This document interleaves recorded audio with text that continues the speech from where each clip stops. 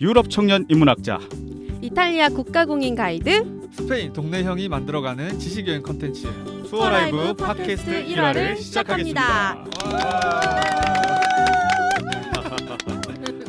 안녕하세요 두 분. 이렇게 뭔가 마이크를 앞에 두고 이야기하려니까 좀 쑥스럽긴 한데요. 일단은 이걸 이제 들으시는 분들이 아마 저희가 누군지 모를 거니까 저희가 먼저 각자 자기소개를 하고 이걸 시작해 보도록 하겠습니다. 예, 안녕하세요. 유럽 청년 인문학자 윤희도입니다. 저는 현재 여기저기 대학교에서 학생들에게 유럽의 역사와 그리고 문화를 가르치고 있고요. 강의도 하고 연구도 이렇게 하고 있습니다. 사실 청년이라고 하기에는 조금 유효 기간이 얼마 남지 않은 것 같아서 굉장히 좀 양심이 찔리기도 하는데요. 아무튼 청년 인문학자의 패기를 발휘해서 여러분들께 앞으로 유럽의 여러 지역의 역사와 문화에 대해서 알차게 정보 전해드릴 수 있도록 최선을 다해 보도록 하겠습니다. 잘 부탁드립니다. 박수까지. 본조르노 이탈리아 국가공인 가이드 끼아라입니다. 저는 9년 동안 이탈리아 현지에서 이제 가이드로 활동을 했었고요. 너무 이제 역사를 좋아하다 보니까 로마에서 역사 덕후로 그리고 미술관 관람을 좀 좋아하다 보니까 예술가 덕질하는 게 취미가 돼버렸어요. 그래서 프로 여행러라고 좀 소개를 드릴 수 있을 것 같은데요. 이탈리아 살면서 9년 동안 유럽 구석구석 여행했던 경험 살려서 여러분들에게 알찬 여행 꿀팁 많이 전해드리겠습니다. 잘 부탁드립니다. 잘 부탁드리겠습니다. 예, 안녕하세요. 저는 인생의 반을 이제 스페인에서 살다 온 스페인 시골 총각 이상백이라고 합니다. 반갑습니다. 스시총. 그래서 줄여서 이제 스시총이라고 많이 불렀었죠. 예. 현재는 이제 뭔가 여행지에서 재미난 이야기들을 오디오 투어를 통해서 들을 수 있는 투어 라이브라는 서비스를 만들고 있고요. 예. 이 뭔가 여행객들이 여행지에서 뭔가 단순하게 사진만 찍고 오는 그런 여행이 아니라 이제 가서 그 나라의 문화와 지식까지도 함께 즐길 수 있는 지식 여행이라는 이제 새로운 여행 문화를 좀 만들어 가고 싶어서 이제 이런 자리를 또 마련했습니다. 잘 부탁드리겠습니다. 반갑습니다. 예. 자, 그럼 시작을 한번 해보도록 할까요? 저희가 사실 일부 주제를 뭘로 할까 진짜 고민을 많이 했었죠. 네, 맞아요. 네. 정말 열띤 토론을 했었죠. 여러 가지 이야기들이 되게 많이 나왔었던 것 네네. 같은데 맞아요. 저희가 이걸 하루 이틀 하려고 시작한 건 아니다 보니까 정석대로 한번 유럽의 문명의 어떤 시작부터 해보면 어떻겠냐 이런 쪽으로 의견을 모았던 것 같아요. 그래서 이제 저희 그럼 첫 시작이 어딜까요? 바로 그리스에 있는 크레타 섬입니다. 크레타 섬. 근데 저희가 이제 우리 흔히 유럽 문화의 기원을 이제 그리스에서 시작했다라고 이제 말을 많이 하는데 그렇죠. 그 중에서도 하필이면 콕 집어서 크레타를 이제 시작하는 뭔가 그런 이유가 있으실까요? 그 질문에 대한 대답은 사실 되게 복잡하고 고리타분한 역사적인 요인보다는 네. 환경적인 측면이나 혹은 지리적인 요인으로 좀 단순하게 접근을 해볼 필요가 있을 것 같아요. 자, 두 분 혹시 인류 최초의 4대 문명이 어디서 발생했는지 알고 계십니까? 아시나요? 너무 뜬금없는 질문. 갑자기 얘기하니까 뭐 알던 것도 모르겠는데요. 제가 사실 세계사 만점이었는데 일단 제가 두 개를 말해볼게요. 두 개 예. 말씀해 주세요. 인더스랑 황하 문명은 제가 말씀드릴 수 있어요. 와, 나머지 두 개 기억 안 나. 저도 이거는 압니다. 이제 중학교 때 저희 또 학교 시험에서 필수로 또 나오는 문제 아니겠습니까 이게. 그래서 메소포타미아랑 이집트까지 해서 이제 4대 문명이라고 하죠. 네. 역시 배우신 분들은 뭐가 달라도 조금 다릅니다. 자, 우리가 흔히 말하는 인더스, 황하, 그리고 이집트, 메소포타미아 문명까지 해서 4대 문명이라고 보통 얘기를 하죠. 자, 일단 우리가 오늘 살펴볼 이 크레타 섬 주변 지리를 한번 삥 둘러보시면요. 이 동쪽으로는 메소포타미아 문명이 그리고 남쪽으로는 이집트 문명이 상당히 근거리에 위치했다라는 것을 알고 계실 거예요. 자, 그리고 그래서 이 크레타 사람들은요, 이집트라든지 메소포타미아 지역과 이 해상 무역을 통해서 다른 유럽 지역보다 빠르게 여러 문화들을 흡수할 수 있었고요. 이것뿐만 아니라 경제적으로도 굉장히 크게 일찍부터 발전을 할 수 있었습니다. 어떻게 보면은 이 크레타 섬이 요즘식으로 이야기를 하면은 경제 문화적인 측면에서 그 당시 때의 이 지중해 지역의 노른자 상권이었다라고도 보실 수 있을 것 같아요. 자, 그래서 어떻게 보면 조금 더 구체적으로 한번 살펴보도록 할게요. 크레타 섬에서는 기원전 한 3,000년 전쯤부터 소아시아 지방, 그러니까 소아시아 지방은 지금 오늘날로 보시면 터키의 서쪽 부근 쪽을 이야기를 합니다. 여튼 이 소아시아 지방으로부터 이주민들이 대규모로 넘어오기 시작을 하면서 크레타 섬에 정착을 하게 됐고요. 자, 이들을 통해서 기원전 2000년쯤부터 미노아 문명 이라고 하는 고도의 문명이 발전을 하기 시작합니다. 사실 일반적으로 우리가 유럽 문명의 원형으로서 이 크레타 문명이라는 것을 이야기할 때 보통 이 기원전 2000여 년 전쯤에 형성이 됐었던 이 미노아 문명을 이야기한다라고 보시면 될 것 같아요. 근데 이게 기원전 이런 것들이 좀 등장을 하잖아요. 그렇죠. 근데 이 기원전 2000년이라고 하면 사실 감이 잘 안 오긴 해요. 되게 오래됐다라는 정도만 이제 느낌이 오는 건데 이게 그럼 우리나라로 따지면 한 고조선 뭐 역사 뭐 이 정도 되는 건가요? 그럴 것 같아요. 뭐 제가 한국사 전공은 아니지만 네. 역사적으로 보면은 아마 이 고조선이 발달한 아, 시기가 네. 이 민호와 문명과 비슷한 시기라고 알고 있습니다. 와, 그럼 단군. 진짜 예, 엄청 오래됐는데 또 그게 아직도 뭐 남아 있는 거니까 그렇죠. 진짜 대단한 음. 거네요 이게. 예. 네, 하지만 뭐 영원한 것은 없죠. 뭐 이 민호와 문명은 기원전 2000년을 전후로 전성기를 구가하기는 했지만 이후에 그리스 내륙 본토에서 새롭게 발생한 미케네 문명이라는 것에 의해서 이제 기원전 1400년쯤에 멸망을 하게 되는데요. 자, 그리스 본토에서 넘어온 이 미케네인들은요, 이 크레타 지역의 민호와 문명을 굉장히 적극적으로 흡수하는 모습을 보여줍니다. 따라서 크레타 문명은 처음에는 이 지중해 지역에 있었던 독자적인 문명으로서 존재를 하다가 나중에는 이 지역을 정복한 미케네인들에 의해서 바로 이 그리스 본토로 그 문화권이 합병이 되는 모습을 보여주게 되는데요. 이후에 이렇게 그리스 문화에 영향을 준 어떤 최초의 유럽 문명이 될 수 있었다라고 말씀을 드릴 수 있을 것 같아요. 근데 그 미케네 문명 그 말씀하셨던 게 혹시 영화 그 트로이에 나오는 그 미케네 맞나요? 그 아니, 아가멤논 나오는 네. 그거? 근데 네. 트로이 요즘 친구들 잘 안 봤을 것 같은데 그런가요? 언제적 영화인가요? 저는 네. 저 한 벌써 10몇 년 된 것 같은데 더 지금- 됐을걸요. 더 됐- 그쵸, 됐죠. 되게 네. 오래됐죠. 대학생 때. 대학생 때요? 그래서 브래드 피트 근육밖에 지금은 기억이 안 남거든요. 근데 그 와중에 그래도 그리스 여행 가서 아가멤논 황금 마스크를 봤던 것 같아요. 맞아요. 근데 어, 이게 맞아. 실존 인물인지 신화 인물인지 항상 헷갈리더라고요.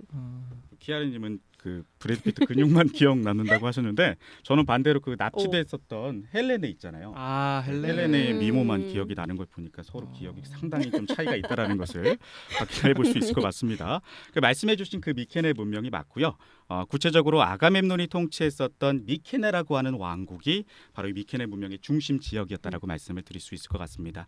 자, 그 미케네인들이 우리가 지금 이야기하고 있는 이 크레타를 정복하고 나중에는 이 트로이까지 함락을 하게 되는 거죠. 근데 이제 방금은 미케네 문명을 이제 말씀해 주신 거고 아까 전엔 또 미노아라고 또 말씀해 주셨잖아요. 이게 이제 좀 약간 헷갈리는 것 같아요. 두 개가 미케네, 미노아. 이제 잘 모르시는 분들은 그래서 이 크레타 있는 문명을 미노아 문명이라고 불렀고 그리스 본토에서 이제 넘어와서 크레타를 정복했던 사람들이 미케네 문명이었다. 이거 맞나요? 예, 맞습니다. 아우, 정말 깔끔하게 정리를 해주셨네요. 스마트하시네요. 자, 이 헷갈리고 크레타 있어요. 문명을 사실 미노아 문명이라고 부르는 이유가 네. 미노스라고 하는 그 왕의 이름에서 따온 거거든요. 자, 안 그래도 이야기로 넘어가려고 했는데 잘 됐네요. 자, 이 미노아 문명에서 특히 재미가 있는 게 역사적인 사실과 그리고 신화적인 에피소드들이 공존하고 있기 때문인데요. 자, 이 그리스 신화에서 보시면은 최고의 신으로 제우스가 등장을 하는데 두 분 혹시 제우스 하면 어떤 이미지가 제일 먼저 떠오르실까요? 제우스 하면 뭐 저는 신들의 왕? 네. 저는 여자라 그런지 바람둥이란 이미지가 너무 강해요. 나쁜 기억이 있으신 건 아니죠? 다행히 그렇진 않습니다. 남편.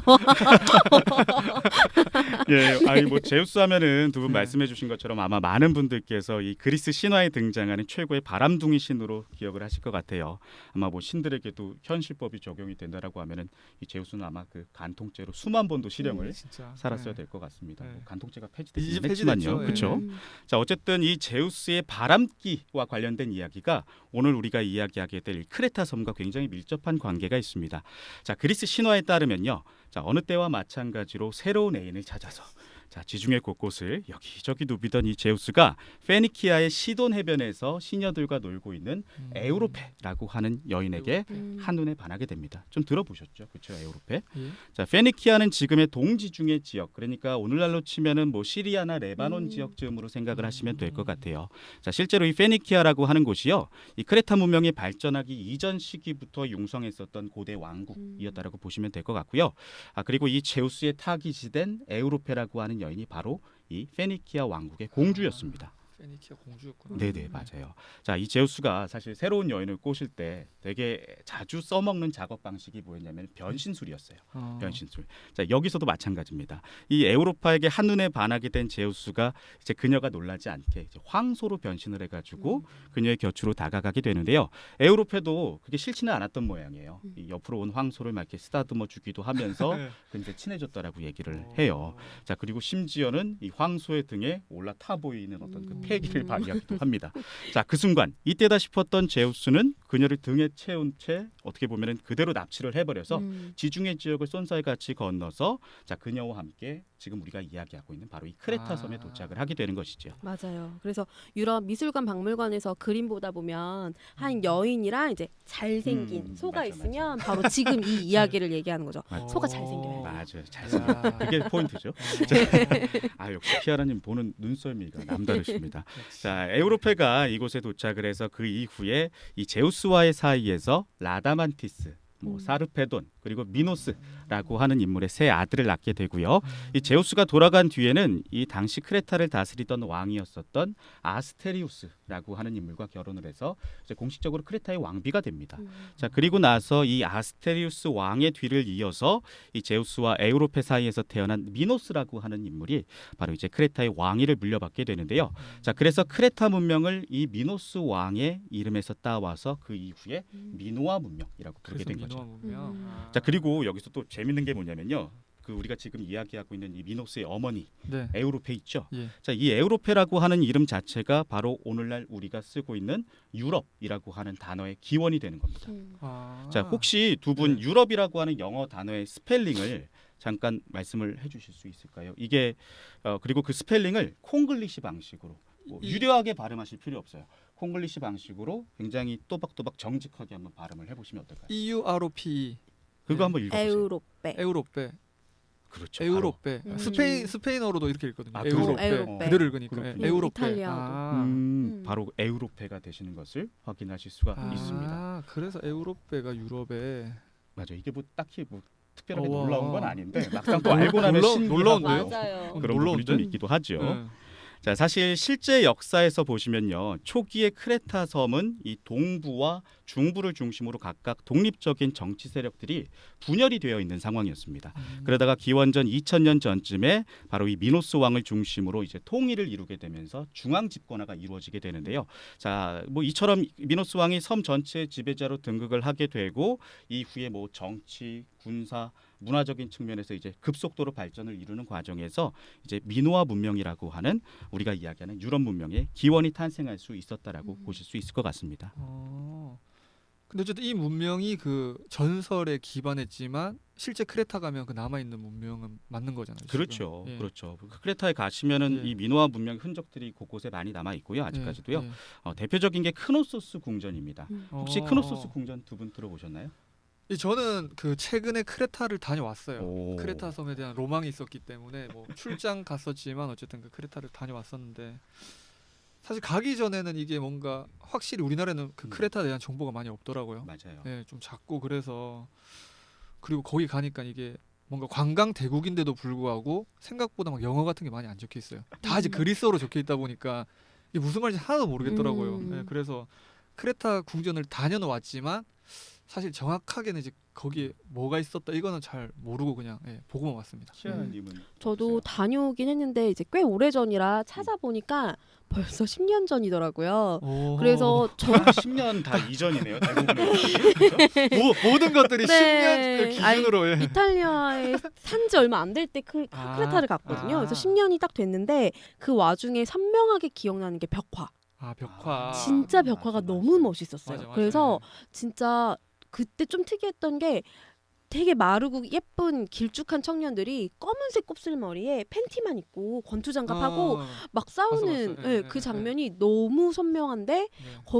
그 모습도 기억나고요. 또 하나가 그 황소머리 네. 잡고 흔드는 거. 뿔 잡고 하는 거. 뿔 잡고 있는 거. 그래서 그 모습도 기억은 나는데 이게 제가 워낙 오래전이어서 어떤 의미였는지 뭐 이런 게 정확하게 기억이 잘 안 나요. 근데 10년 전인데 굉장히 기억이 선명하세요. 제가 그러니까 진짜 거기에 와 있는 좋아하거든요. 것처럼 지금 설명하고 계시죠. 아까 트로이도 10년 전 영화를 정확하게 기억을 하시고 10년 사실 전이네요. 20년 전. 대부분의 기억이. 사실 20년 전. 근데 이 크노소스 궁전은 뭔가 역사 그러니까 전설적으로는 엄청난 이야기잖아요 이게. 그렇죠. 근데 막상 가 보니까 규모가 생각보다 막 크진 않았어요 그렇게. 아. 되게 좀 그러실 수 있을 것 작았다. 같아요. 사실 음. 그냥 보는 것만 한 30분 음. 정도면 한 바퀴 다 둘러볼 수 있을 정도였다. 예. 맞아요. 좀 작더라고요. 음. 그래도 이게 뭐 어쨌든 기원전 몇 년, 2000년 전. 2000년 전쯤이죠. 그러니까 네. 고조선의 그 정도라고 생각했을 때는 또 사실 대단한 규모로도 볼 수 있을 것 같기도 맞아요. 하더라고요. 맞아요. 예. 조금 더 얘기를 해드릴까요? 그러면은 네. 자 사실 제가 앞에서 제우스와 이 에우로페 신화를 말씀드린 이유도 어떻게 보면은 바로 이 크노소스 궁전과 관련된 미노타우로스 신화를 설명해드리기 위한 뭐 밑밥이었다라고도 말씀을 드릴 수 있을 것 같아요. 두 이야기가 이어집니다. 네네. 자 오. 미노타우로스 신화를 설명해드리기에 앞서서 예. 두 분 혹시 그리스 하면은 제일 먼저 떠오르는 건축물 혹은 뭐 건물 양식 이런 게 뭐라고 생각이 드실까요? 당연히 신전? 파르테논? 그렇죠. 네. 뭐 이렇게 아무래도 파르테논 신전을 비롯해서 이제 네. 그리스 전역에 위치한 여러 신전들을 아마 떠올리실 수 있을 것 같은데요. 네. 근데 뭐 두 분 다 크레타를 와 보셨으니 아시겠지만 이 크레타 섬 돌아다니시면서 뭐 신전이라든지 뭐 신전 유적터 이런 데 가보신 적 있으세요? 없었던 것 같아요. 신전은 아마 모르겠네. 없으실 예, 거예요. 예. 네. 이게 우리가 이야기할 크노소스 궁전도 사실은 크노소스 신전이 아니라 궁전이죠. 궁전? 네네. 거기에 다 이유가 있습니다. 음. 이 앞에서 설명해드린 미노아 문명의 개창자였던 이 미노스 왕이라는 사람 있죠. 자, 이 사람은요, 이 분열된 정치 세력을 통일한 이후에 이 크노소스 궁전을 중심으로 어떻게 보면 강력한 왕권을 확립했다라고 볼 수가 있는데요. 실제로 이 크노소스 궁전은 미노스 왕조의 정치, 경제, 뭐 종교적 중심지이기도 하고 크레타 섬 전체의 심장부였다라고 보시면 될 것 같습니다. 뭐 실제로 이 미노아 왕조 시기 때에 등장했었던 여러 왕들은요, 뭐 그야말로 진짜 절대적인 어떤 힘을 지닌 군주로서의 오. 면모를 지니고 있었다라고 절대로 보시면 그렇죠. 될 것 같고요. 일반적으로 이 다른 지역에서는 그리스의 다른 지역들을 보시면은 신을 위한 어떤 제사를 모시는 신관이라든지 사제들 네네. 뭐 이런 사람들이 따로 있고요. 음. 그리고 뭐 도시의 중심부도 대부분 보면은 신전을 중심으로 그러니까 도시가 형성이 되어 있는 네. 것을 볼 수가 있어요. 음. 하지만 이 크레타에서는 이 왕이 현실적 영역의 통치자인과 동시에 어떻게 보면은 최고의 신관으로서도 신성시되었다라고 얘기를 합니다. 따라서 미노아 문명 시기 동안 이 크레타 지역에서는 다른 그리스 지역처럼 신전이 아니라 바로 이 왕궁이 위치한 크노소스와 같은 궁전 중심의 문화가 고도로 발달했다라고 많이 얘기를 하고 있죠. 와. 뭐 강력한 왕권을 바탕으로 그럼 신정일치를 이뤘다고 볼 수 있는 거네요. 그렇죠, 맞아요. 그리스 신화를 위주로 한 세계관에서 좀 음. 새로운 그러니까. 사실이에요. 맞아. 진짜. 그렇죠. 다 신하니까 신전이 많다고 생각했거든요. 조금 그래서 본토 문명이랑은 조금 좀 확연한 차이가 다르구나. 있는 게 바로 이 아. 크레타. 아테네 가면 또 음. 거긴 신전 많죠. 거긴 다 신전 문화죠. 그러니까요. 자 그러면은 뭐 이쯤에서 처음에 질문하셨던 그 네. 크노소스 궁전과 그 미노타우로스 신화 이야기로 잠깐 돌아와 볼까요? 네. 뭐 여기서도 어김없이 그 미노스 왕이라고 하는 인물이 등장을 합니다. 이 미노스는 크레타의 왕이 되면서 이 자신의 통치권을 확고히 하고자 어떻게 보면 그 당시에 바다의 신인 포세이돈에게 지원을 요청하게 됩니다. 자, 이 미노스 왕은 구체적으로 이 포세이돈에게 한 가지 요청을 하는데 자신과의 관계에 대한 어떤 끈끈한 관계에 대한 증표로서 잘생긴 흰 소 한 마리를 보내달라고 얘기를 합니다. 흰소, 예. 그리고 여기서 흰소가 받은 흰 소를 이 포세이돈 신에게 제물로 바쳐야 된다라는 게 조건이었어요. 자, 그래가지고 포세이돈 신이 여기에 화답을 해가지고 그야말로 이 짱짱하고 멋들어진 흰 소 한 마리를 미노스 왕에게 보내주게 되는데요. 자, 근데 여기서 또 이제 사단이 발생을 하게 되죠. 자, 이 흰 소가 너무나 마음에 들었던 나머지 네. 이 미노스 왕이 포세이돈 신에게 제물로 바쳐야 될 이 흰 소를 다른 흰 소랑 바꿔치기를 해가지고 제물로 바쳐버려요. 진짜 이야. 불길합니다. 이 바다의 신 포세이돈 성질머리 보통 아니잖아요. 맞아요. 지중해에서 맨날 느꼈거든요. 맞아요. 포세이돈은 사실 성질만 들어온 게 아니라 네. 그 대체로 그리스 신화에서 보시면 좀 속 좁고 옹졸한 오. 모습으로 많이 등장을 포세이돈이. 합니다. 자, 어쨌든 이 상황을 알아채고 이제 뭐 화가 머리 끝까지 올랐겠죠, 포세이돈이. 자, 그래가지고 그 당시에 저주를 내리게 되는데 미노스의 아내였던 파시파에라고 하는 사람에게 파시파에. 저주를 내리게 됩니다. 어. 욕 아닙니다. 약간 된소리가 강하긴 한데. 예. 예. 자, 그 저주가 다름이 아니라 이 파시파에라고 하는 미노스의 아내에게 네. 이제 사람이 아닌 소에게 욕정을 느끼게 하는 어이구야. 굉장히 끔찍한 저주였는데요. 어이구, 자, 이 저주를 맞아요. 진짜. 엄청 끔찍한 저주네. 그리스 이거? 신화에 조금 이렇게 네. 조금 상식적으로 이해하기 힘든 이야기들이 그러네. 조금 많이 등장을 하기도 네. 하죠. 자, 이 저주를 받은 파시파에는 이 쇼킹하게도 암소와의 사이에서 아들을 이야.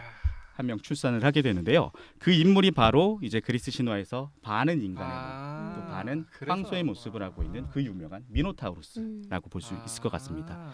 자, 그런데 이 미노스 왕은 아내인 파시파에게서 태어난 미노타우로스를 당연히 아들로서 어떻게 했겠습니까? 인정 인정 못하죠. 못하죠. 인정 못하죠. 그렇죠. 네. 인정 못하니까 그 당시에 이 크레타 전역의 최고의 장인 기술자였던 네. 다이달로스라고 하는 인물에게 바로 이 크노소스 궁전 지하에 굉장히 복잡한 미로로 가득한 미궁을 짓게 하고요. 아, 그 안에 미노타우루스를 가두어 버리고 맙니다. 자, 그리고 아테네에서 주기적으로 곡물로 바쳐졌던 소년과 소녀들을 바로 이제 이 미궁 속으로 들여보내서 미노타우루스의 먹잇감이 되게 하는 거죠. 자, 이 신화 속 이야기로부터 이 크노소스 궁전이 어떻게 보시면은 이 미노타우루스의 미궁이 아닐까라고 그러니까, 하는 어떤 후대 사람들의 여러 상상력을 자극하게 된 거죠. 맞아요. 예. 사람이 뭐든지 아는 만큼 보인다. 이 여행에서 뭐 어떻게 보면 뭔가 되게 진리적인 말이잖아요. 그렇죠. 맞아요. 확실히 이제서야 제가 크노소스에서 봤던 것들이 이제 좀 그게 그거였구나, 이게 그거였구나, 이게 이제 좀 보이네요. 아니, 그리스는 네. 특히 더 그렇죠. 아는 그러니까. 만큼 보인다라는 말이 네. 정말로 너무나 철저하게 적용되는 나라죠. 그러니까 음. 그 소도 그러니까 이제 그 포세이돈의 그쵸. 그 소에서 이제 연결이 돼서 음. 갔더니 소 관련된 게 너무 예, 많아가지고. 그거는 또 여러 가지 의미로도 해석이 아. 되는데 뭐 전통적으로 그 지역에서 소를 신성시하기도 했고요. 아. 뭐 문명이 발생한 지역이니까 아. 농경 문화라든지 이런 아. 것들의 상징이 또 소가 있기도 하잖아요. 그 다양한 해석들이 있더라고요. 그 부분에 대해서는. 흥미롭습니다. 역시, 예. 그리고 제가 또 그 크노소스 가서 좀 재밌었던 거 네. 중에 하나가 뭐냐면 그 아까 말씀하셨던 벽화에 그려져 있던 그림, 사람들, 곱슬머리의 미소년들 생긴 게 백인이 아니었어요. 전 약간 충격받았어요 여기서. 까무잡잡하죠. 예, 약간 까무잡잡하고 뭔가 터키 뭐 그 이집트 그쪽 사람처럼 이제 벽화도 그려져 있고 실제 그리스 갔는데 그리스인들도 저는 이제 뭔가 그리스가 유럽 문명의 시작점 이러니까 다 백인인 줄 알았어요. 갔는데 약간 맞아요. 예, 다 뭔가 터키 사람, 뭔가 이집트 사람처럼 생겼고 노래도 다 막 그런 이집트 노래, 터키 노래 막 이런 노래 막 나오더라고요. 중동풍 음이 느낌. 예, 맞아요. 음이 중동풍 음으로 막 나오더라고요. 음. 예. 되게 신기하던데. 뭐 그것의 이유가 있기는 있습니다. 이 말씀하신 것처럼 네. 이 터키나 혹은 뭐 서유럽풍의 여러 느낌이 나는 이유가 실제로 이 크레타 섬이 그 문화권의 지배를 받았기 때문이라고 말씀을 드릴 수 있을 것 같아요. 자, 이 크레타 섬은 우리가 지금까지 살펴봤었던 미노아 문명이라고 하는 그 굉장히 어떻게 보면 영광의 시대를 구가하기도 했지만 그 이후의 역사를 보면은 굉장히 가슴 아픕니다. 사실은 뭐 여러 민족이나 국가들의 침략과 뭐 지배 이런 것들을 계속 수시로 받아왔다라고 말씀을 드릴 수 있을 것 같아요. 자, 실제로 이곳은 13세기부터 약 400여 년간 이탈리아의 베네치아의 지배를 받기도 했고요. 그 흔적은 아마 가보셔서 알겠지만 이 크레타의 대표적인 관광 도시 이 하니아에 가시면은 예. 그 흔적을 너무나 잘 발견하실 수가 아. 있을 것 같습니다. 뭐 실제로 그리스 사람들 사이에서도 이 하니아라는 곳은 네네. 그리스의 베네치아라고 어쩐지. 불릴 정도로 굉장히 아름다운 경관을 가지고 있는데요. 뭐 단순히 이렇게 아름다운 항구 도시의 풍경을 가지고 있어서만은 아니라 네. 실제로 이곳이 이 베네치아의 지배를 받으면서 그 베네치아 특유의 그 건축 양식들 있잖아요. 알록달록하고 네네네. 네모나고 네네네. 철문 많고. 맞아요. 그런 건축 양식들이 아직도 크레타 이 하니아에 굉장히 많이 남아 있기 때문에 아. 그렇게 부르기도 하는 거죠. 그런 것 같더라고요. 왜냐하면 제가 그 한이 항구 갔는데 네. 항구 쪽이 뭔가 그 베네치아 항구랑 좀 느낌이 비슷하더라고요. 맞아요. 네. 거기 가신 곳 실제 이름도 베네치안 항구예요. 베네치아 항구구나 네네네. 거기가. 뭐 그리고 이렇게 베네치아 지배만 받은 것은 아니고요. 네네. 그 베네치아 지배가 종식된 이후에는 이 오스만 제국의 지배를 연이어서 받게 됩니다. 오스만 제국은 지금 터키인들의 조상벌이라고 생각을 하시면 될 것 같고요. 뭐 오스만 터키, 오스만 튀르크 뭐 이런 식으로 네. 부르기도 하죠. 자, 어쨌든 1669년부터 이곳이 오스만 제국의 지배를 받기 시작해서 그 이후에 1913년에 이 발칸 유럽 전쟁에 발칸 전쟁에서 그리스가 이 오스만 제국의 승리하기 이전까지 터키인들의 지배를 계속해서 받게 되는 것이죠. 자, 지배의 역사가 생각보다 되게 기네요. 몇 년이죠 그럼? 수백여 년. 와. 갑자기 계산하려고 그러니까 머리가 안 한 돌아요. 500년 우리 또 이상 문과잖아요. 걸리죠. 네. 그러니까 문과 출신이라서 와. 사칙연산 안 됩니다. 어렵습니다. 엄청 오래 받았구나. 지금. 엄청 오래 받았죠. 아. 베네치아도 몇백여 년 받고 또 오스만 제국도 아. 몇백여 년 받았죠. 네, 그래서 그런지 진짜 이게 저도 여행하면서 매번 느끼지만 그리스랑 터키랑 비슷한 느낌이 음식에서도 느껴지더라고요. 저는 터키를 조금 더 자주 갔었는데 네네. 케밥 아, 이게 케밥, 예. 그리스에서 기로스? 맞아요. 네, 기로스야. 이런 이름이었던 것도 네. 기억나고 또 커피 같은 경우도 좀 그 가루 커피 쓴 거 네, 그거. 그 예. 느낌도 비슷했던 직류에서 것 마시는 같고, 거. 예. 근데 이제 크레타에서 기억이 나는 게 그 와중에 또 이제 기억력이 이제 되게 좋잖아요. 10년 전 10년 기억. 10년 전인데, 근데 진짜 네. 너무 맛있었던 게 예. 문어 다리가 문어다리요? 예. 네, 진짜 컸어요. 오. 문어가 한 이만큼 다리 하나가 이만큼? 이렇게 약간 그러니까 손가락 이렇게 네네. 엄청 맞아요. 큰 소세지처럼 아. 이 정도로 이렇게 더 커가지고 와. 진짜 하나만 이렇게 있는 거예요. 딱 하나. 예. 네. 어. 근데 그걸로 되게 배가 불렀거든요. 진짜요? 네. 와. 그래서 되게 보고 실망을 했다가 진짜 맛있다. 근데 어. 이게 크레타 섬이 음식이 좀 어떤가요? 아, 그 말씀하신 문어다리 나오셨으니까 네네. 얘기가 네. 나왔으니까 이게 특- 그 뭐 진짜 유명한 건가 맛있죠. 크레타에서? 그게 네. 이 그리스어로 하면은 이제 흐다보디 푸시또라고 쓰다 보니. 이름 좀 흐다보디 그렇죠. 푸시또. 뭔가 갑자기 샬라샬라 네. 원어로 말씀드리면 그렇습니다. 네. 문어 요리 굉장히 많이 먹는 음식이에요. 네. 참고로 제 최애 그리스 오. 음식이기도 합니다. 오. 이거를 그러니까 문어가. 데친 문어를 한번 삶아낸 문어를 네네. 그릴에다가 다시 구워요. 다시 아. 구운 다음에 거기 위에다가 이제 올리브유나 레몬즙을 이제 가미를 해가지고 먹는 방식인데 와. 이게 또 술안주로 이게 또 기가 막힙니다. 또. 이야. 그래가지고 갑자기 또 이 말씀을 하시니까 술이 확 땡기기도 하는데 네. 아, 저녁에 이거, 뭐 어쩔 수 없이 뭐 문어 아쉽기는 숙회. 하지만 문어 숙회라도 좋죠. 준비를 해서 네, 한 잔 네. 기울여야 할 것 같은 그런 좋겠네요. 느낌이네요. 아, 문어 요리가 막 유명하구나. 맞아요. 근데 사실 이렇게 문어 요리를 비롯한 뭐 풍부한 해산물이 아무래도 발달을 하다 보니까 이런 해산물 요리도 유명하기는 한데요. 예. 그보다는 오늘은 조금 더 이제 널리 알려진 차원에서 크레타의 음식 문화를 조금 얘기를 해보면 어떨까 생각을 합니다. 네. 자, 두 분 혹시 다이어트를 하실 때 물론 저는 포기하기를 했지만 자, 특별히 애용하시는 식단 뭐 이런 거 있으실까요? 저는 다이어트를 해야 되지만 평생 안 해봤거든요. 어. 근데 일단 원푸드, 원푸드. 뭐 덴마크, 뭐 아, 되게 유명한 것들 황제 다, 뭐 그거, 다 황제 싫어하는데 다이어트. 네. 그 중에 만약에 한다면 그나마 황제 다이어트 할 수 있을 것 같아요. 그 황제 고기만 다이어트. 먹는 건가? 고기만 먹을 수 아, 있으니까. 와, 그거 좋다. 고기는 너무 네. 혹시 좋거든요. 효과가 있는 건가요? 잘 모르겠어요. 근데 해야 된다면. 네. 근데 해본 적은 굳이 없다. 없다. 할 생각도 없다. 자, 그럼 키아라님은 건강식에는 관심이 없으신 별로 걸로 없어요. 결론을 내도록 하겠습니다.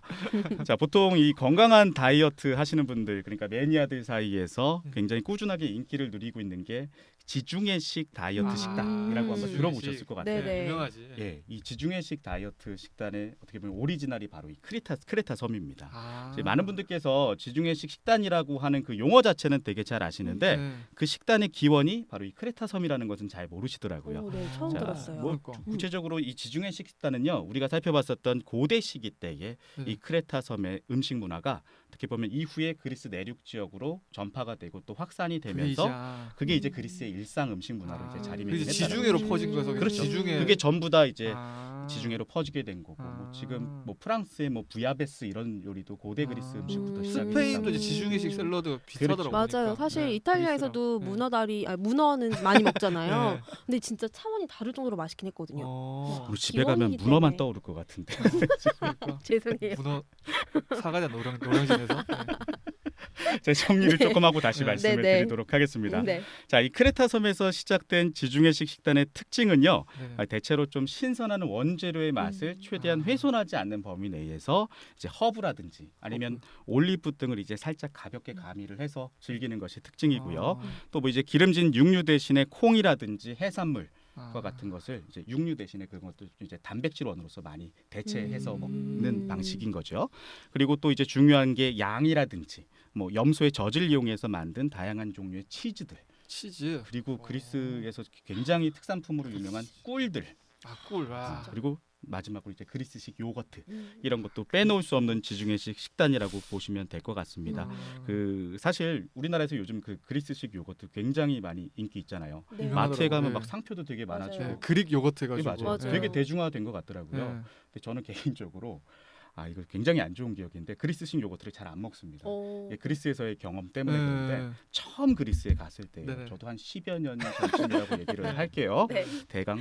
자, 네. 10여 년 전쯤에 그리스를 갔는데 그때 조금 기회가 있어서 그 그리스에 있는 수녀원에 초대를 네. 받은 적이 있어요. 오, 네. 답사를 간 적이 있어요. 네네네. 그래서 그 수녀님들이 이제 외국인들이 왔다라고 하니까 막 극진히 한 상 차려서 대접을 해주시는데 네. 인심. 거기서 이제 딱 이제 포인트를 집어서 먹어보라고 하신 게 이거 여기서 수제로 만든 오리지널 이야, 그리스식 오리지널. 요거트다. 예. 이거 한번 먹어봐라 해가지고 한 숟갈을 딱 떴는데 이게 진짜 너무 수제, 너무 수제. 너무 오리지널. 네. 그래가지고 한 숟갈 뜨고서 저는 조금 오늘 속이 안 좋아서 많이 먹지 못할 것 같습니다. 맛이 어땠어요? 맛이 네. 너무 수제. 너무 수제.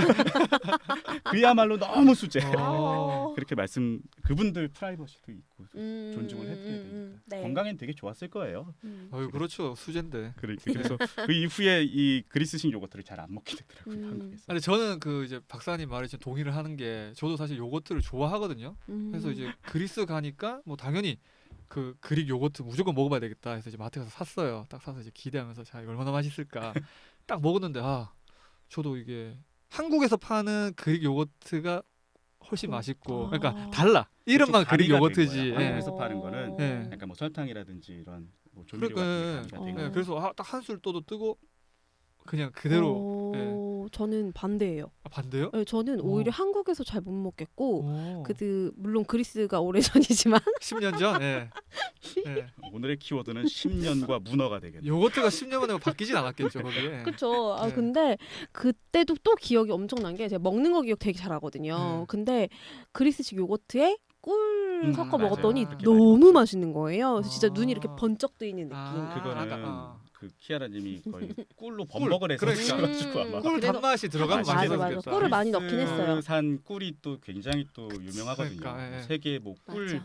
대회 막 이런 거 오. 하면은 그리스식 꿀들이 뭐 맨날 항상 입상을 아. 하는 어, 겁니다. 그러니까 꿀 넣으면 맛있을 것 같더라고요. 근데 그냥은 먹기가 좀 그냥 힘들더라고요. 먹기는 예. 그냥은 안 먹어봤어요. 그냥 네. 먹기는 상당히 조금 인내심이 필요한 맛이. 저는 요거트를 원래 안 좋아해요. 원래 안 좋아하시는구나. 네, 그래서 안 먹어봤어요. 아. 꿀 무조건 넣어서. 여러분 여행 가서 그리스 여행 가서는 꿀 넣은 무조건 그리스식 꿀 요거트를 드셔야 먹어야 됩니다. 된다는 거. 무조건 꿀로 한다. 예, 예. 아 그리고 뭐 꿀 얘기도 나오고 여러 가지 얘기가 나왔는데 그리스 네. 하면 사실 제일 먼저 떠오르는 식품이 뭘까요?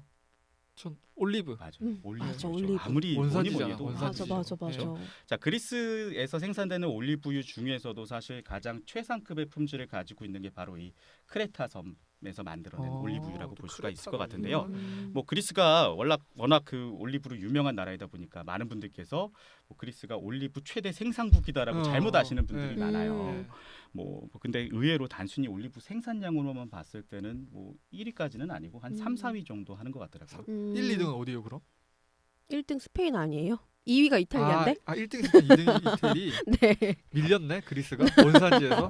예. 아니 갑자기 그렇게 모르는 질문을 치고 들어오시니까 당황스럽네요. 통계청에 한번 의뢰를 해보십시오. 네. 어디가 1, 2등인지. 아, 네. 자 모르는 질문은 빨리빨리 넘어가도록 네네. 하겠습니다. 네.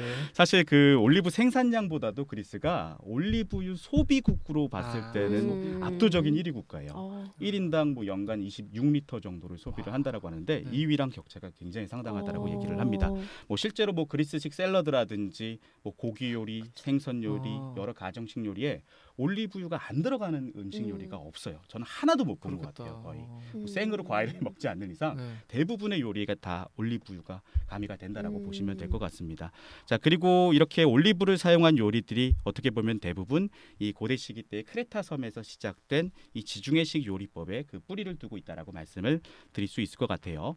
자 그리고 제가 이건 또 사담이기는 한데 네. 크레타라든지 그리스 갔다가 이렇게 그 지역에서 물품들 사와가지고 한국에 오면은 지인들께 선물을 드리잖아요. 네, 네네. 그렇죠. 참고로 가장 반응이 좋았던 게 이 크레타 섬에서 출시된 올리브였던 아, 기억이 올리브유. 엄청 올리브유죠. 아. 그러니까 오. 올리브유를 엄청 아. 좋아하시더라고요. 여러 가지를 드려봤는데 그리스식 커피 같은 경우에는 처음에 와 신기하다고 막 받아놓으시고 그 가루. 고맙다고 하시고 1년 뒤에 가보면은 찬장에 그대로 있어요. 그대로 있지. 맞아, 장식으로 네. 주셔. 없어서, 그쵸? 맞아. 이거 어떻게 먹냐고 이거를. 인테리어 맞아. 제품으로 쓰고 계시더라고요. 맞아, 맞아요. 자 특히나 이 크레타산 올리브유가 한국에서는 구하기가 되게 힘들어요. 힘들기도 못 하고 본것 같아요. 구하시더라도 네. 그게 굉장히 고가로 거래가 그러니까. 되고 있어서 만약에 그리스에 가실 기회가 있으시면은 반드시 크레타선을 확인하시고 올리브 쇼핑을 하시기를 추천을 드립니다. 팁을 하나 더 드리자면요.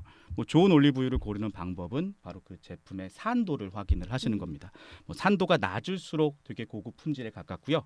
그 중에서도 최상급의 산도가 약 0.3 정도라고 하니까 참고를 하시면 도움이 될 것 같습니다.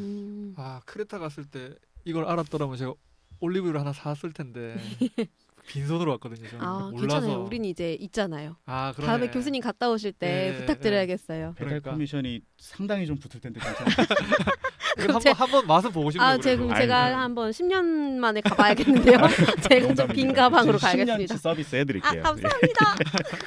근데 이제 그 크레타 섬 같은 경우는 한국인들이 많이 안 가요. 저도 이제 막 그때 아까 말씀드린 것처럼 막 블로그 같은 거 찾아봐도 갔다 왔다는 사람들이 많이 없기도 하고 그렇죠. 그런데 이 크레타 섬을 저희가 그러면 가려면 뭐 어떻게 해야지 갈 수 있나요? 일단 뭐 네. 크레타 섬에 들어가시려면은 뭐 비행기라든지 배 둘 네네. 중에 하나를 선택하셔야 되는데요. 네네. 뭐 해외에서 아마 들어오시는 건 대부분 비행기일 확률이 높고요. 네. 뭐 그리스에서는 국내에서는 이제 또 이제 배로도 배로. 자유롭게 이용을 하실 수가 있습니다. 네. 이 크레타가 생각보다 되게 큰 섬이에요. 지중해 전체 지역에서 봤을 때는 5번째로 큰 섬이고요. 크네요. 그리고 이게 조금 실감이 안 나시는 분들은 제주도랑 비교를 해보면은 제주도보다 한 4.5배 정도 더 크다라고 얘기를 4.5배면 합니다. 진짜 큰 편인데. 그러게요. 제주도도 그렇죠. 큰데. 그렇게 영토가 되게 커서 공항도 크레타 내에 2개나 있어요. 아. 보시면은 이라클리온이라고 하는 이라클리온, 크레타 섬의 네. 주도인 그곳에 하나가 있고요. 예? 그리고 우리가 아까 얘기했었던 하니아라고 하는 곳이 하니아. 하나가 더 있죠.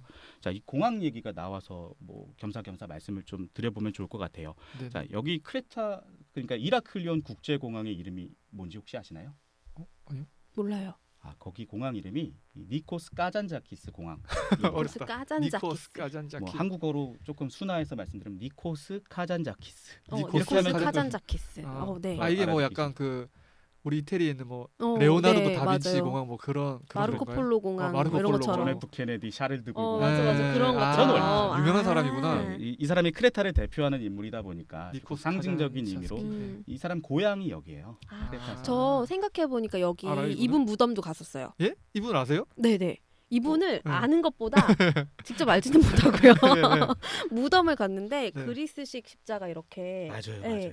와. 크게 있었고 예. 진짜 이렇게 언덕 같은데 올라가서 너른 와, 평지에- 기억력 진짜 혹시 갑이시다. 냉동 인간이신가요? 콧물 나.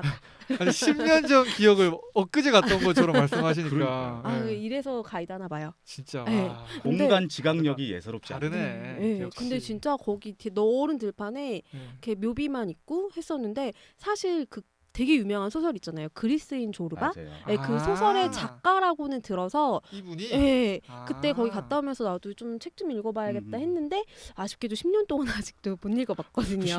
대체 무슨 일이 있었을까? 일만 열심히 하고 아. 그랬었죠. 네, 근데 이 소설이 되게 유명하다고 듣긴 했는데 네. 제목은 본 것 같아요. 그러니까요. 나도. 이게 맞아요. 항상 계속 많이들 소개하거든요. 제가- 네, 어떤 부분 때문에 이게 사랑을 음. 많이 받는 건가요? 제가 조금 자세히 그러면 설명을 조금 네네. 해드릴게요. 일단 까잔자키스라고 하는 인물에 대해서 먼저 조금 소개를 드려보도록 하겠습니다. 네. 아, 이 사람은 크레타 섬 이라클리온에서 1883년에 출생을 했고요. 뭐 당시에는 우리가 앞에서 살펴본 것처럼 그 이 크레타라고 하는 지역이 오스만 제국의 지배를 아. 받고 있었던 시기였습니다. 네. 뭐 그래서 그의 할아버지라든지 아버지가 모두 이제 이 오스만 제국에 대항을 해가지고 독립운동을 하시던 분들이었고요. 그래서 그런지 이 카잔자키스의 소설이나 뭐 이런 것들을 보면은 뭐 자유에 대한 갈망 혹은 뭐 저항 정신 이런 것들이 굉장히 많이 조금 스며들어 있는 것을 볼 수가 있어요. 자, 그리고 이후에는 아테네 법대를 졸업을 하고요. 오, 또 엘리트시네. 예, 엘리트예요. 음. 장관까지 했습니다. 그리스에서. 아. 네, 그리고 이후에는 또 프랑스로 넘어가서 박사학위까지 받아요. 네, 뭐 니체라든지 베르그송 이런 뭐 철학자들을 오유, 굉장히 신미를 했다라고 알려져 네. 있고요. 네. 뭐 그 이후에 여러 작품들을 집필을 합니다. 뭐 아무래도 전 세계적으로 가장 잘 알려진 카잔자키스의 작품은 말씀하신 것처럼 그리스인 바로 이 조르바. 그리스인 조르바일 텐데요. 아. 이 조르바라는 인물은 실제로 1910년대에 예. 카잔자키스랑 크레타 섬에서 광산업을 함께 했었던 아, 실존 인물입니다. 실존 인물이네. 네, 이 사람은. 실존 인물이에요. 허구의 인물이 아닙니다. 오. 자, 그리고 뭐 이 조르바와 함께 지냈었던 어떤 추억이라든지 경험들을 기반해서 만들어낸 집필을 한 그 작품이 바로 이 그리스인 조르바라고 하는 세계적으로 공전의 히트를 진짜 기록한 작품이죠. 자, 이 소설에서 조르바는요, 뭐 그 무엇에도 얽매이지 않는 그리스인들 보면 굉장히 그 낙천적이고 굉장히 어떻게 보면 자유롭고 막 이렇잖아요. 네. 그런 어떤 느낌들을 고스란히 책에서 잘 담아내고 있어요. 자, 그래서 뭐 단순히 자유로운 것만 이렇게 추구하는 것뿐만 아니라 뭐 자신만의 어떤 확고한 삶의 철학이라든지 인생관 뭐 이런 것들을 굉장히 뚝심 있게 드러내면서 전 세계의 독자들에게 많은 사랑을 받고 있죠. 아, 그러니까 뭔가 그리스인 조르바 하면 뭔가 그리스인을 상징하는 뭐 인물 그렇죠. 약간 이런 느낌을 그렇죠. 우리가 볼 수가 있는 거네요. 맞습니다. 영화로도 나와 있습니다. 아. 혹시 관심 있으시면은 영화에 보시면은 그 책에서 조금 설명 못하는 자유분방한 느낌들 아, 그런 그걸 것들이 이제 굉장히 잘 영상으로 묘사가 표현했구나. 돼 있어요. 그러니까 이거를 제가 안 그래도 그리스 가기 전에 막 자료를 찾아보다 보니까 그리스인 조르바 뭐 이런 책 읽어보면 좋다라는 걸 보긴 했어요. 그렇죠. 근데 또 책이다 보니까 필독 도서로 예, 되죠. 그렇죠. 필독 도서로 돼 있길래 근데 꽤 두 개가 두껍잖아요. 그러니까 그래서 제가 뭐 읽어봐야 되나 했는데 지금 말씀해 주신 거 들어보니까 한번 읽어보면 좋을 것 근데 같긴 읽어보시면은 하네요. 진짜. 쑥쑥 넘어가요. 아, 이게 그리고 굉장히 어우 진짜 딱 빠져들게 되면서 읽게 되는 소설 중에 하나인 것 같아요. 한번 읽어봐야 되겠습니다. 예, 한번 네. 읽고. 특히 남자분들이 이 책 좋아하시는 것 같아요. 맞아요. 아 진짜요? 네. 오. 이게 좀 약간 그 사랑 얘기도 많이 나오거든요. 아. 사랑 얘기인데 조금 약간 19금? 고상스러운 사랑 얘기가 네, 아니라 네, 약간 네. 좀, 갑자기 19금이 왜 나와요? 약간 좀 네. 더 이상의 멘트는 네, 네, 알겠습니다. 하지 않도록 하겠습니다. 바로 넘어가도록 하겠습니다. 네. 자 그리고 조금 더 이 그 소설에 대해서 얘기를 해드리면요. 네. 이 책 자체가 전 세계에서 약 200여 개가 넘는 언어로 번역이 되어서 오. 아직까지도 계속 출판이 되고 엄청난 있어요. 책이네요 이거. 거의 예, 해리포터급이네, 우리나라에도 이거. 계속 네. 여러 버전으로 나오고 있어요. 자, 그 외에도 뭐이 까잔자키스가 수많은 작품들을 통해서 이제 노벨 문학상에 실제로 여러 번 노미네이트가 되기도 하고요. 그래서 이제 전 세계적으로 정말로 수많은 매니아를 보유하고 있는 그리스의 대표 작가라고 보시면 될 것 같습니다. 자, 그래서 이 크레타라는 곳이 아무래도 카잔자키스의 고향이기도 하고 그러다 보니까 뭐 많은 그 매니아들이 이 까잔자키스를 보기 와. 위해 가지고 성지 순례처럼 몰려드는 곳이라고 볼 수가 있겠고요. 몰랐구나. 자, 뭐 그래서 가시면 실제로 이 까잔자키스의 흔적이 남아 있는 곳들이 많이 있습니다. 아까 말씀하셨던 무덤. 무덤에. 여기는 그야말로 진짜 가면은 꼭 거기서 뭔가 묵념하고 계시는 분들. 맞아. 어. 헌화도 봤던 맞아요. 것 같아요. 헌화도 엄청 아. 많이 하시고 이 까잔자키스가 워낙 유명한 작가이다 음. 보니까 성지 순례처럼 오시는 분들 많고요. 또 까잔자키스 박물관도 또 따로 있습니다. 그래서 이 두 개를 묶어가지고 이제 뭐 테마 여행처럼 이제 까잔자키스 투어 뭐 이런 식으로 다니시는 유럽인들이 분들도 주로 많아요. 좀 하겠네 그거. 유럽인들도 많고요. 네. 까잔자키스 협회가 또 있어요. 협회가 있어요. 우와. 전 세계적으로도 있고요. 한국에도 있어요. 와. 대단하신 분이네. 진짜. 100년 전 인물인데 진짜 정기적으로 이렇게 세미나를 하고 사랑을. 막 이래요. 진짜. 와. 음. 굉장히 그러니까 작품성으로 굉장히 인정을 받았죠. 뭐 어떤 작가가 그러더라고요. 이 까잔자키스 이름이 까잔자키스가 아니라 까잔자스키였으면은 아, 정말로 뭐 와. 노벨 문학상을 몇 번이고 와. 수행을 나라빨을 못 그러게요. 받았다. 그럴 수 있다. 러시아인이었으면은 아, 완전히 그 평가가 그쵸 더 그쵸. 야. 대중적으로 더 맞아. 크지 않았을까 진짜 그런 얘기를 하기도 엄청난- 합니다. 네. 자 그리고 뭐니 해도 이 사실은 까잔자키스와 관련해 가지고 그의 무덤 묘비에 새겨진 글귀가 정말로 유명한 글귀가 있거든요. 네네. 그 글귀가 얼마나 유명하냐면요. 예. 그리스에서 이렇게 뭐 시장이나 뭐 상점가에서 쇼핑하시다가 보시면은 티셔츠나 캡 모자에도 그 묘비명의 글귀가 아, 새겨져 진짜요? 있을 정도로 오. 마치 그 I love 뉴욕처럼 아. 그 정도로 많이 보실 수가 있어요. 자, 그 글귀를 제가 한번 한국어랑 그리스어로 번갈아 가면서 한번 읽어봐 드려볼게요. 네. 자, 먼저 그리스어로 한번 읽어봐 드리겠습니다. 제가 오. 그리스 기대돼요. 기대된다. 네, 요즘에 처음 듣는 그리스어. 네, 네. 그리스어 자주 못 많이 들어봐가지고. 까먹기는 했지만 그리스어를 전공을 해가지고 한번 읽어드려보겠습니다. Den elpijo tipota, 오. den fovame tipota, ime lepseros. 오. 뭔가 샬라샬라 막 무슨 확 말인가요 이거? 지나갔죠? 예. 자, 이거 한국어로 번역하면요. 나는 아무것도 바라지 않는다. 나는 와. 아무것도 두려워하지 않는다. 나는 자유다. 음. 뭐 이런 뜻을 와. 가지고 있습니다. 오 멋있어요. 이게 이제 가면 이제 막 그런 모자나 티셔츠에 막 다 적혀 있는 있어요. 걸 이제 판다. 네, 그리스어로 이렇게 약간 필기체로 해가지고 되게 멋들어지게 써 있어요. 그러니까 여기서 지금 또 제가 느낀 게 역시 아는 만큼 보인다고. 맞아. 내가 이걸 알고 진짜 크레타를 갔었으면 제가 사왔죠 이거를. 그렇죠. 무덤도 맞아. 무조건 사셨을 거예요. 무덤도 안 가봤고 제가 맞아요, 아예 몰랐어 진짜. 진짜 이거를. 그렇죠. 예. 진짜 멋있는데요. 네, 진짜. 아 이거 왜 이제 알았지? 문학을 사랑하시는 아, 분들에게 이거 진짜 굉장히 절대적인 존재죠. 그러네. 되게 저는 나는 아무것도 바라지 않는다. 이걸 어. 마음에 새기면서 살고 싶어요. 무소유? 뭐, 네, 아니, 무소유. 네. 그럼 좀 저기 절 쪽에 가보시면 종교는 카톨릭이지만 네. 요새 뭐 너무 멋있네요. 힘든 일 있으신 건 아니시죠 요새? 이 육아로 집이 지금 아. 터져 나가서 아무것도 바라지 않는다. 아무것도 바라지 않는다. 나는 자유다. 나는 자유다. 아, 지금 혼자 자유다. 나와 있는 이 시간 너무 행복합니다. 이제 아기가 5살인데 예. 이제 좀 말을 좀 말귀를 알아먹을 때가 돼가지고 네네. 네, 나는 아무것도 바라지 않는다까지만 하겠습니다. 얘가 들을 수도 있으니까. 네. 예. 아. 그래서 이 글귀를 카톡 프로필로 해놓으시는 분들도 되게 많아요. 오. 이제 괜찮네요. 주변에 그리스 하시는 분들이 많으니까 네네. 아. 이거를 그래도 여기저기서 많이 써먹으시더라고요. 그럼 이제 이 크레타의 그럼 아까 이 그리스인 조르바를 쓰신 네. 이름이 어려워서 니코스 까잔자키스. 니코스 카잔자키스 네. 말고 또 혹시 뭐 크레타 출신의 뭐 유명한 분이 또 있나요? 몇 분 더 계세요. 사실 몇 분 더 있어요? 우리 어. 세대에서는 조금 낯설기는 하지만 네. 같은 세대 맞죠, 그렇죠? 큰 범주에서 그렇죠. 큰 저희는 범주에서 다, 예. 같은 세대. 예. 자, 우리 다 같은 X 세대인가? X 세대 맞아요. M 세대인데 나? 아 다 같이 버디버디 했다고 얘기했잖아요. 그렇죠? 자, 어쨌든 저희 세대보다는 조금 낯설기는 한데 저희 부모님 세대나 아니면 그보다 더 윗세대, 뭐 할아버지 할머니 세대 때에서 세계에서 가장 유명한 가수 중에 한 분이 바로 이 크레타 섬 출신인데요. 오. 바로 그 나나 무스쿠리라고 하는 분입니다. 에, 여 가수죠. 나나 나나 무스쿠리. 나나 무스쿠리. 무스쿠리? 뭐 약간 일본인 이름 같은데. 그러게요. 그렇죠. 예. 약간 무스쿠리. 이 그리스어 자체가 약간 발음을 하면은 된소리가 강해서 조금 일본어랑 좀 비슷한 어감이 조금 있기도 해요. 아까도 자꾸 뽀따뽀따 그러더라고요. 그렇죠. 예. 뭐 까 이런 것들도 많고 예. 끼 막 이런 거 아. 많고 그러니까 자 이분이 부른 노래 중 하나가 네. 우리나라에서도 굉장히 익숙하게 번안이 되어서 나온 노래가 하나 있거든요. 어. 자, 되게 유명한 노래인데요. 하얀 손수건이라고 하는 하얀 노래가 손수건? 있죠. 어, 찾아봐야 되겠네. 예, 1960년대 후반에서 뭐 70년대 때의 가수들이 많이 불렀던 노래고요. 네. 유튜브 같은데 쳐보시면 실제로 많이 나옵니다. 뭐 어. 세시봉이라고 하는 영화의 아, OST로도 영화. 사용이 됐었죠. 그러네. 이 찾아보니까 그 유튜브에 노래가 좀 있는데 이거 하얀 선수가. 예. 뭐 그쵸? 불의 명곡에서 부활이 부른 것도 있는데. 아, 저는 사실 그 불후의 명곡에서 나온 그 네. 부활 보컬 김동명 씨가 부른 그 버전을 아. 제일 좋아합니다. 어. 한번 찾아보세요. 뒤에 막 그 막 뭡니까 네. 합창단까지 막 이렇게 깔아가지고 네네. 굉장히 장엄하게 불렀던 그 조회수도 되게 높을 거예요 아마. 아. 어쨌든 그 전 세계적으로 어. 굉장히 잘 알려진 노래고요.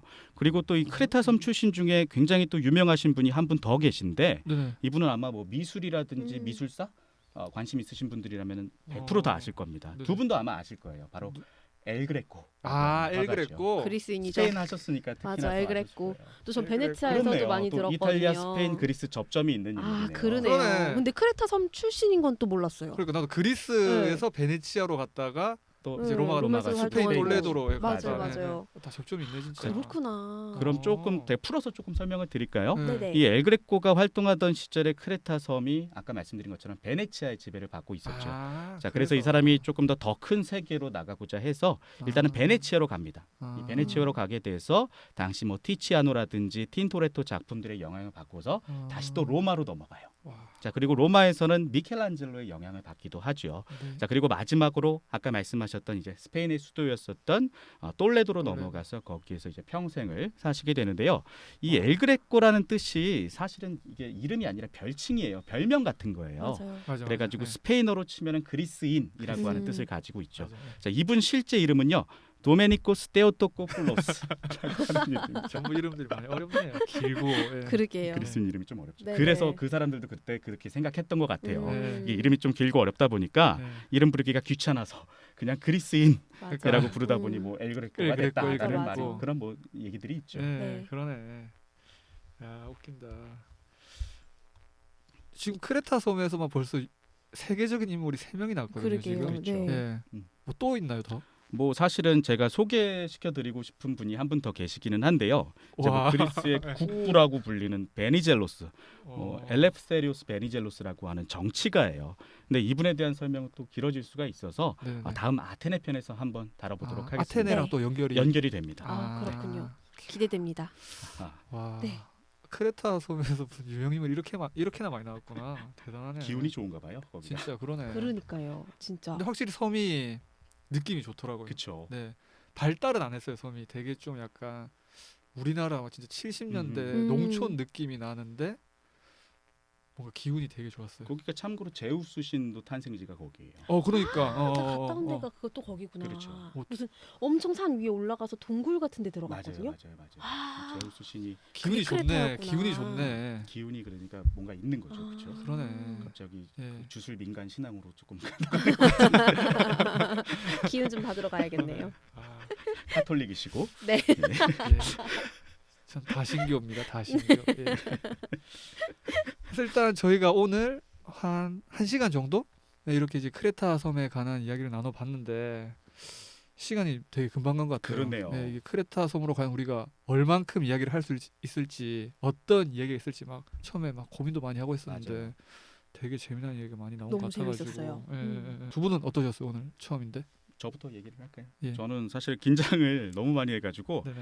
빨리 가서 그 문어 다리에다가 소주 한잔 하고 싶은 생각이 간절합니다. 네네. 농담이고요. 네. 일단 그 두 분과의 첫 번째 호흡이 굉장히 개인적으로 너무 즐거웠습니다. 네네. 그리고 또 다음 주가 또 많이 기대가 되는 시간이기도 했고요. 네. 뭐 특별한 생각보다는 조금 더 정보들을 잘 준비해가지고 찾아봐야 되겠다 그런 생각들을 하게 되는 것 같아요. 어, 저는 사실 요즘 집에서 아기 육아하면서 맨날 뭐 잼잼 짝짝꿍 짝짝꿍 막 이런 것만 하는 중이거든요. 그래서 뭐 의태어만 하시는. 네, 지금 이제 아기가 9개월이니까 아, 네. 그래서 막 앞에 아기 두고 로마 얘기도 하고 뭐 로마인 이야기도 하고 이래봤는데 아기가 네네. 자꾸 도망가는 거예요. 네. 그래서 정말 많이 약간 어렵죠 얘기할 네, 때는. 간만에 사람 만나가지고 좀 이렇게 어. 대화하는 느낌? 이게 어. 너무 지금 즐겁고 너무 좋습니다. 정말 얘기하다 보니까 다시 여행이 너무 가고 싶어요. 그래서 그리스 여행을 저도요. 진짜 너무 오래됐잖아요. 진짜, 저 네. 정말 모시고 같이 여행 가고 싶어지는 그런 시간이었어요. 가이드료는 챙겨주시나요? 그럼요.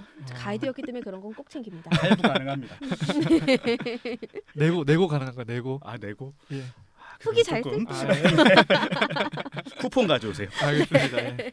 아 저도 진짜 이게 확실히 진짜 아는 만큼 보인다는 말을 한 3번 정도 제가 생각을 맞아요. 했어요. 그리스가 특히나 예, 더 그래요. 특히 그쵸. 크레타도 아까 제가 이제 갔다 왔음에도 불구하고 지금 못 가본 곳이 이렇게 또 많고 이런 내용을 다 알고 갔었으면 제가 훨씬 더 뭔가 더 재밌게 여행할 수 있었을 것 같은데라는 생각도 들었고 오늘 사실 그리고 제가 또 뭔가 스페인에서 오래 살긴 했지만 뭔가 지식을 좀 띄엄띄엄 알았거든요.